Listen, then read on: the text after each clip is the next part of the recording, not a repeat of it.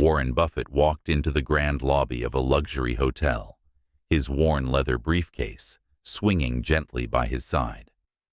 The bustling crowd of well-dressed guests barely gave him a second glance as he made his way to the check-in desk. He wasn't wearing his usual tailored suit. Instead, he had opted for a casual jacket and jeans, with the infamous red "Make America Great Again" hat perched on his head. He had worn it as a whim, a piece of warmth on a cold day, not expecting it to draw any attention. The receptionist froze for a moment as Warren approached, her smile faltering slightly. "Good evening, sir. How can I assist you?" she asked, her tone polite but hesitant. "I've got a reservation under Buffett," he said, setting his briefcase down and glancing at the clock.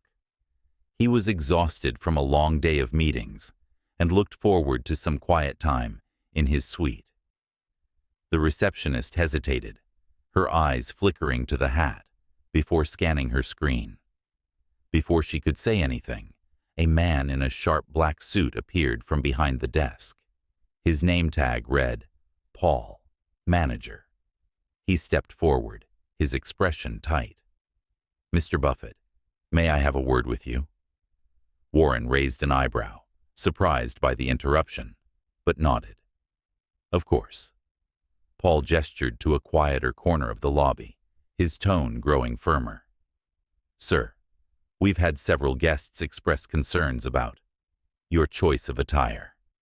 We strive to maintain a comfortable environment for all our patrons, and unfortunately, your hat has caused quite a stir." Warren's brow furrowed. "It's just a hat," he said calmly, though a flicker of irritation crossed his face.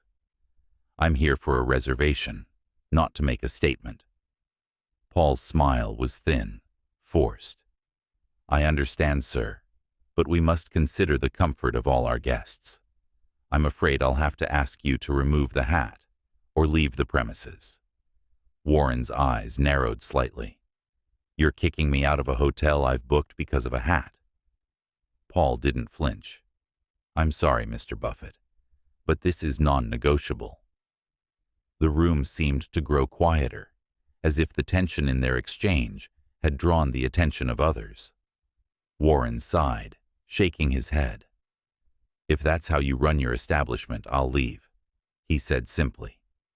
He picked up his briefcase, adjusted the hat on his head, and began walking toward the exit. But as he approached the doors, he stopped abruptly and turned back, his gaze piercing. "By the way, Paul," he said, his voice calm but icy, "do you know who owns this hotel?" Paul blinked, caught off guard by the question. "I'm not sure what you mean." Warren's lips curled into a faint smile. "Let me help you out."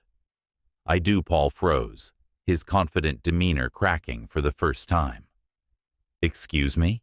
he stammered, clearly unsure if he had heard Warren correctly. Warren stepped closer, his tone calm, but cutting. "I said I own this hotel. Not just this building, but the entire chain. Every room, every floor, every chandelier above your head. It's all under my portfolio. And now, you're telling me I can't stay in my own property because of a hat?" The lobby seemed to go silent, the hum of conversation and clinking glasses fading as nearby guests started to notice the heated exchange. Paul's face turned pale, his previously sharp composure unraveling. I wasn't aware, sir," he stuttered, his voice barely above a whisper. "That's the problem," Warren said, his voice firm but controlled. "You weren't aware because you made an assumption. You saw a hat, and you decided that was all you needed to know about me. You judged me without understanding who I am, what I've built, or what I stand for." Paul swallowed hard, glancing around nervously as the weight of Warren's words sank in. "Mr. Buffett, I deeply apologize for the misunderstanding. If I had known—" Warren raised a hand, cutting him off. "If you had known, you would have treated me differently. That's the point, Paul. But what about the others? The people who come through these doors and don't have my name or my resources. How do you treat them?" Paul opened his mouth to respond, but couldn't find the words. The silence was damning. Warren looked around, his gaze sweeping over the growing crowd of onlookers. "This isn't about me," he continued, his voice carrying a quiet authority. "It's about the way we judge people based on surface-level assumptions. A piece of clothing, a name, a reputation. It doesn't tell you who someone really is." Paul tried to recover, his hands clasped nervously in front of him. "Mr. Buffett, please, let me make this right.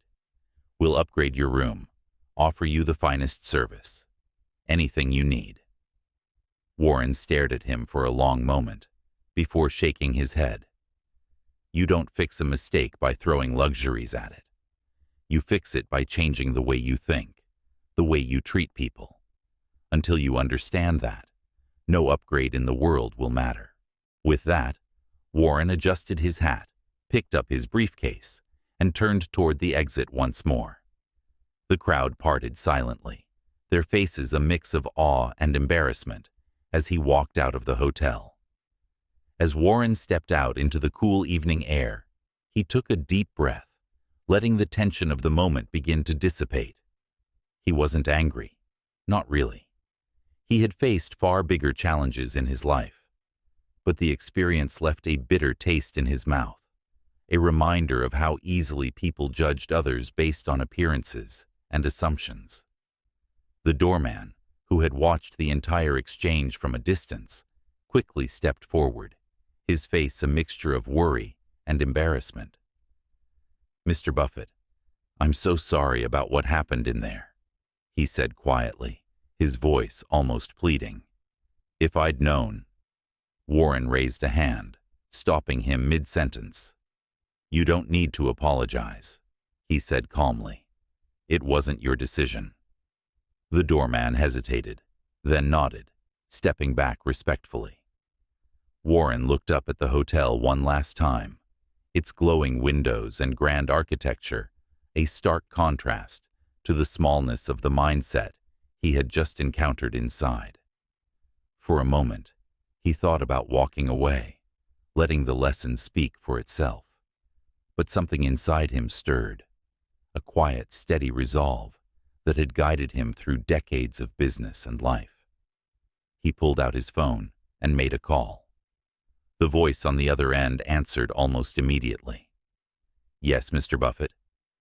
I need you to set up a meeting with the board of this hotel chain," Warren said, his tone firm but measured. "First thing tomorrow." "Of course, sir. Is everything all right?" "It will be," Warren replied, his gaze still fixed on the hotel. "We need to have a conversation about the culture we're building." The next morning, Warren sat at the head of a long conference table. The hotel chain's executives gathered nervously around him. Paul, the manager from the previous night, sat near the end of the table, his face pale and his hands fidgeting. He had clearly been briefed about the gravity of the situation. Warren began, his voice steady, but unmistakably authoritative.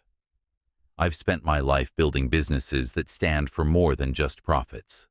They stand for people, for treating everyone with dignity and respect, no matter who they are or what they look like. Last night, I experienced something that told me we've lost sight of that vision." The room was silent, the weight of his words hanging heavily in the air. Paul looked as though he wanted to disappear into his chair, but Warren's gaze wasn't focused solely on him. It was on everyone. "This isn't about one person or one incident," Warren continued. "It's about the culture we're fostering. If we allow judgment and assumptions to guide how we treat our guests, then we've failed, not just as a business, but as people." He paused, letting his words sink in before continuing. "I'm not here to fire anyone or assign blame. I'm here to ensure that this company becomes a place where everyone is treated with the respect they deserve, whether they're a billionaire or a bellhop." Paul finally found the courage to speak. "Mr. Buffett, I don't know what to say. I made a terrible mistake, and I deeply regret it." Warren nodded, his expression softening slightly. Acknowledging the mistake is the first step. Learning from it is the next, and that goes for all of us. The boardroom remained silent as Warren's words hung in the air, their impact undeniable. He leaned forward slightly, his hands clasped on the table. Change doesn't come from grand gestures or empty apologies. It comes from action. I want every single employee, from the front desk to management, trained to treat every guest with the dignity and respect they deserve. And I want clear policies in place to make sure this never happens again. Not to me, not to anyone. One of the senior executives, an older man with a serious expression, nodded quickly. "Consider it done, Mr. Buffett. We'll implement a company-wide training program immediately." Warren's gaze shifted to Paul, who still looked visibly shaken. "Paul," Warren said, his tone gentler now, "you made a mistake. But mistakes are opportunities to learn. I'm giving you that chance. I want you to lead by example, to show your team what it means to approach every guest with fairness, no matter who they are." Paul nodded, his voice barely above a whisper. "I won't let you down, sir. Thank you for giving me the chance to make this right."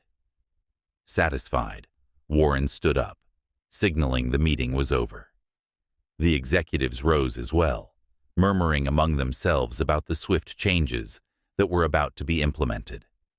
Warren left the room without another word, his presence commanding, but calm.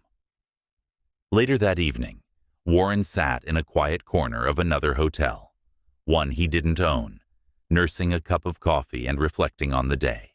He thought about the countless people who faced these kinds of judgments daily, without the privilege or power to push back.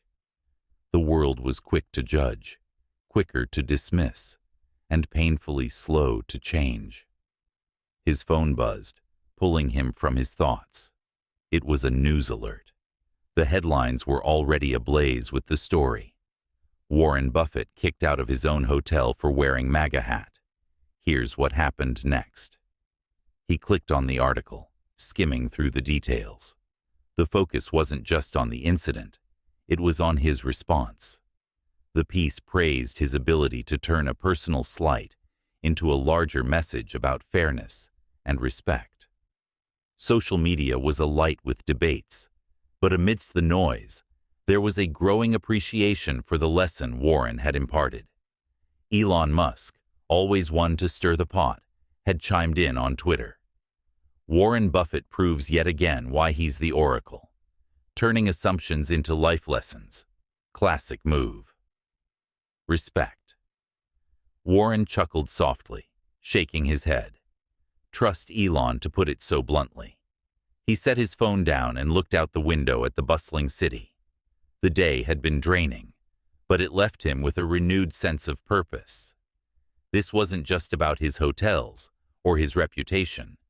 It was about the kind of legacy he wanted to leave behind. Taking a final sip of his coffee, he adjusted the hat still perched on his head. It was no longer just a hat. It was a reminder of the power of perception, the importance of kindness, and the enduring need to challenge assumptions. With that thought, Warren stood, paid his bill, and walked out into the night, ready for whatever came next.